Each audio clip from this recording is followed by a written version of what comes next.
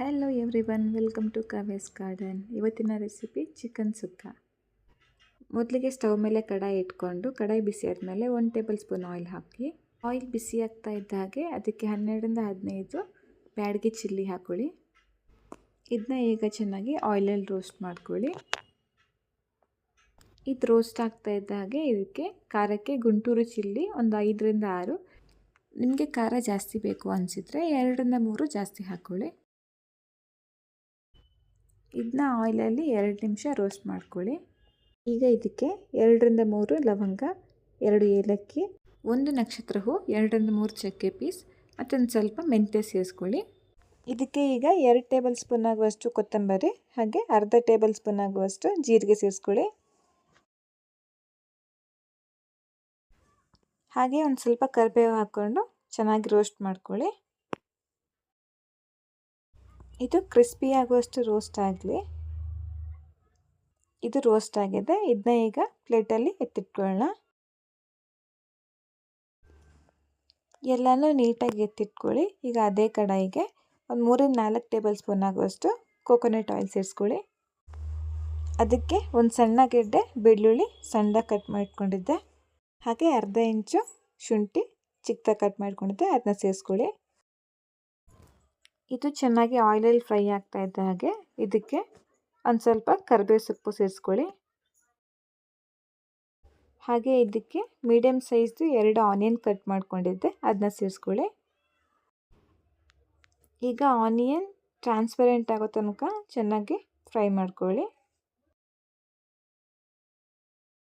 Onion transparent ಆಗಿದೆ. ಈಗ ಅದಕ್ಕೆ 1/4 kg ಆಗೋಷ್ಟು ಚಿಕನ್ ತೊಗೊಂಡಿದ್ದೀನಿ. ಇದನ್ನ ಚೆನ್ನಾಗಿ ತೊಳೆದು ನೀರು ಸೋಸ್ಕೊಂಡು ಸೇರಿಸ್ಕೊತಾ ಇದ್ದೀನಿ. ಚಿಕನ್ ಎಲ್ಲ ಹಾಕೊಂಡ್ಮೇಲೆ ಇದಕ್ಕೆ 1.5 ಟೇಬಲ್ ಸ್ಪೂನ್ ಆಗುವಷ್ಟು ಸಾಲ್ಟ್ ಹಾಗೆ 1/4 ಟೀ ಸ್ಪೂನ್ ಆಗುವಷ್ಟು ಟರ್ಮರಿಕ್ ಸೇರಿಸ್ಕೊಂಡಿದ್ದೀನಿ. ಇದನ್ನ ಈಗ ಚೆನ್ನಾಗಿ ಚಿಕನ್ ಜೊತೆಗೆ ಮಿಕ್ಸ್ ಮಾಡ್ಕೊಳ್ಳಿ.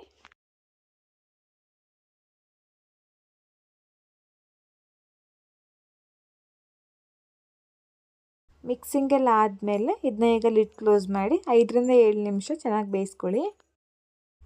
ಈ ಟೈಮಲ್ಲಿ ನಾನು ರೋಸ್ಟ್ ಮಾಡಿ ಇಟ್ಕೊಂಡಂತಹ ಮಸಾಲೆಗಳನ್ನ ಗ್ರೈಂಡ್ ಮಾಡ್ಕೊತಾ ಇದ್ದೀನಿ.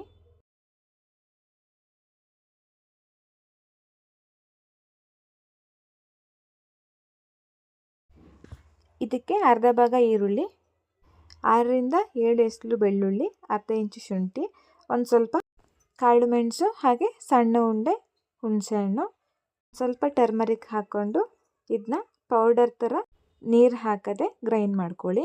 ಎಲ್ಲನೂ ಚೆನ್ನಾಗಿ ಗ್ರೈಂಡ್ ಆದಮೇಲೆ ಇದಕ್ಕೆ ನೀರು ಹಾಕ್ಕೊಂಡು ಚೆನ್ನಾಗಿ ಫೈನಾಗಿ ಪೇಸ್ಟ್ ಮಾಡ್ಕೊಳ್ಳಿ. ನೋಡಿ, ಈಗ ಮಸಾಲ ಗ್ರೈಂಡ್ ಆಗಿ ಚೆನ್ನಾಗಿ ಸ್ಮೂತ್ ಪೇಸ್ಟ್ ಆಗಿದೆ.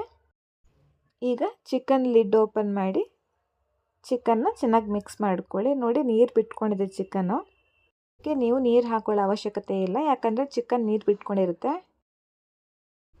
ಇದಕ್ಕೆ ಈಗ ನಾವು ರುಬ್ಬಿಟ್ಕೊಂಡಂಥ ಮಸಾಲ ಹಾಕೊಳ್ಳೋಣ. ಇದನ್ನ ಈಗ ಚೆನ್ನಾಗಿ ಮಿಕ್ಸ್ ಮಾಡ್ಕೊಳ್ಳಿ.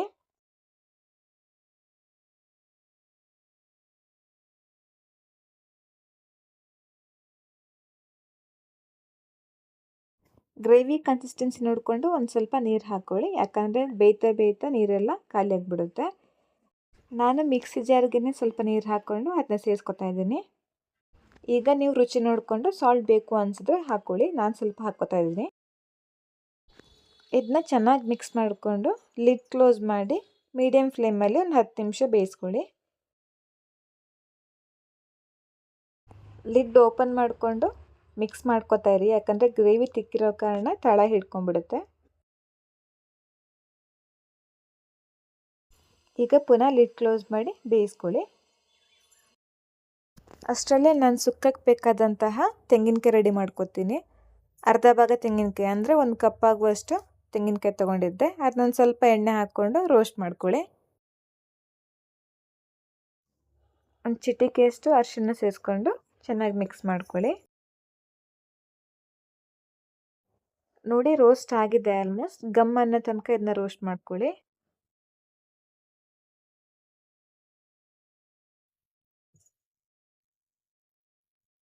ನೋಡಿ ಈ ಥರ ರೋಸ್ಟ್ ಆಗಿದೆ. ಇದನ್ನ ನೀವು ಹೀಗೆ ಸುಕ್ಕಕ್ಕೆ ಹಾಕೋಬೋದು. ನಾನು ಇದನ್ನ ಒಂದು ಸ್ವಲ್ಪ ಮಿಕ್ಸಿಗೆ ಹಾಕ್ಕೋತೀನಿ.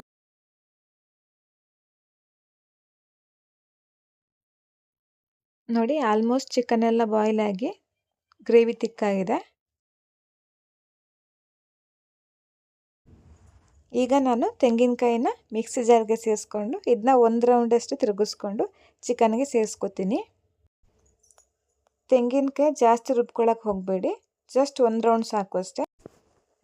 ನೋಡಿ ಇದನ್ನ ಈಗ ಚಿಕನ್ನಿಗೆ ಸೇರಿಸ್ಕೊಂಡು ಚೆನ್ನಾಗಿ ಮಿಕ್ಸ್ ಮಾಡ್ಕೊತಾ ಇದ್ದೀನಿ.